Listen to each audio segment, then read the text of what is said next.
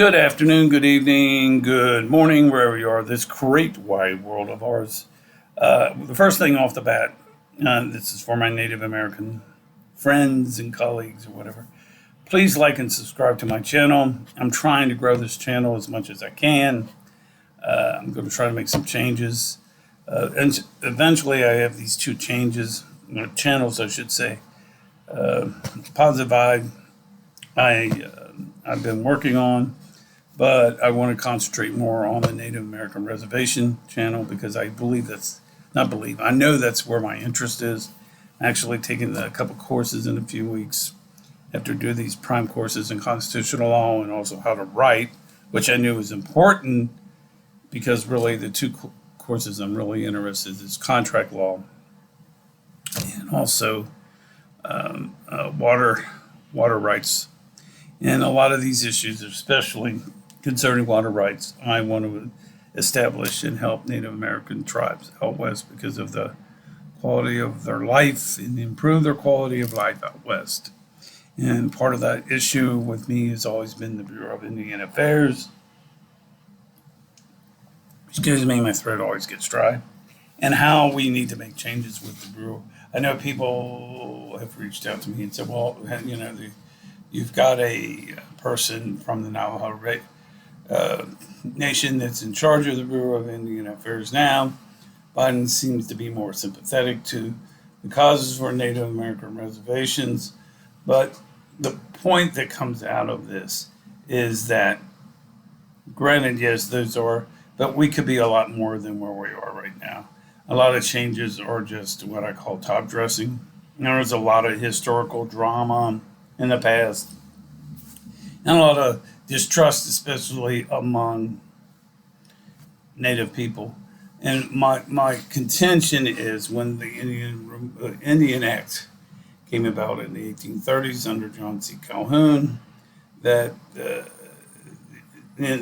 main emphasis of this was that it was under the War Department, and it was in fact, I'm putting some lotion on my hands because they're dry. It was more or less to control the Native population, Native American population, or as I call it, the indigenous population in the United States.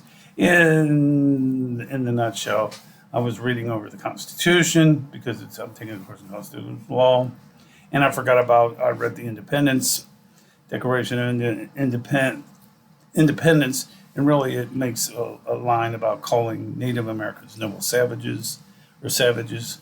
So, I mean, it really declassifies, it probably dehumanizes a lot of Native Americans. And like I said, this is predominantly written by the Declaration of Independence. It was written by Jefferson with help from John Adams and also Ben Franklin and probably some of the members of the Continental Congress back then as well. But the point was a lot of these gentlemen were white elitists, had means, high educated, and it was not the value of looking highly on Native American and indigenous populations. So, but when you read the Declaration of Independence and that comes out, then there's issues that need to be addressed. And even though, like I said, you can say the Biden administration or now, with Harris running, is there going to be any? There's not going to be major changes among the party. My contention is that this is not a Democratic. It's not a Democratic thing. It's not a Republican thing. It's a humanistic thing. In other words, we need to defund the BIA and create a new agency and move things more into a friendly atmosphere for Native American indigenous people across the United States. And predominantly, I've talked about this before, predominantly the majority of the population of the indigenous people is west of the Mississippi. And needless to say, I've talked about this as well, that the casinos, part of this, what I call this token of friendship, part of this token of to help the Native tribes, was to establish casinos on the reservations, which to me was like putting a bull in a china shop. It's just, it's going to create a mess, because there's no issue of even though there's checks and balances within it, it really is not really the purpose. And I'm a big component. I don't think lotteries or gambling are an issue where people can make a lot of money. It's a poor man's. I don't like using the word poor man's. It's a poor person's thing. Predominantly, a lot of the urban poor, low class are the ones who play the lottery. Needless to say, any people that are rich do not play that, because the fact of the matter is the odds of winning that are astronomical. Your odds of winning the lottery is is high compared to your chances of getting struck by lightning is better than winning the lottery. So, and I got a book out there. Don't buy that lottery ticket. Available on self-published on Amazon. Please take a look at that book. Explains this issue of the issue of Native Americans, the casinos, and the consequences of this. And a lot of this occurred post-COVID too, because a lot of these reservation casinos were closed. Some are open, some are not. Now we got online gambling. I went to a Reds game last week, and you can see logos of gambling on the ball field themselves, which, here we got Pete Rose that was kicked out of baseball for life for gambling. Yet you can see issues of gambling things on the baseball field. And to look at me and to look at what's going on with that situation, to say that players or even coaches or managers are not gambling is you're letting the fox in the hen house. as has been stated in the past. Like I said, it's not kosher, and I hate using that word, but it's not really a good example of that.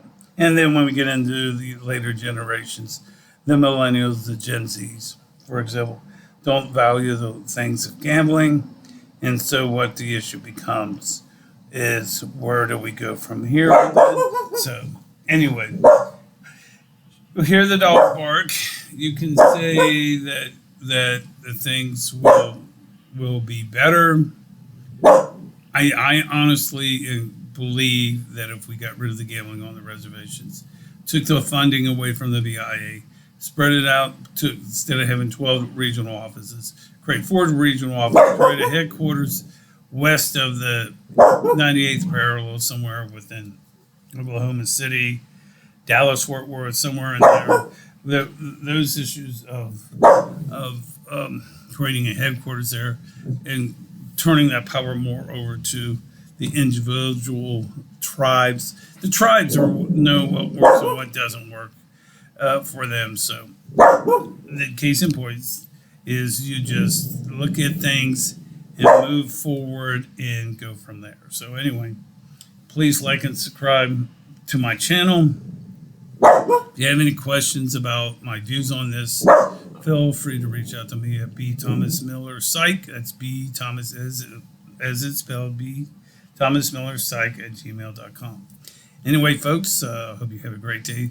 Feel free also to look my books on Amazon. The latest one I published in October was Water Quality on the Reservation. I have 2 other books.